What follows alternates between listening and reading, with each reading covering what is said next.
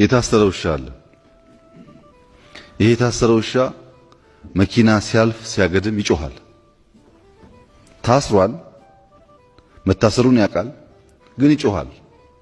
እና አንድ ውሻ ከጎረቤት ይመጣና ምንድነው እንዲህ የሚያስጮኸው? መኪና ባለፈ ቁጥር አንተ ታስረሃል፣ ሰንሰለት አለ፣ ልታቆመው አትችልም መኪናውን።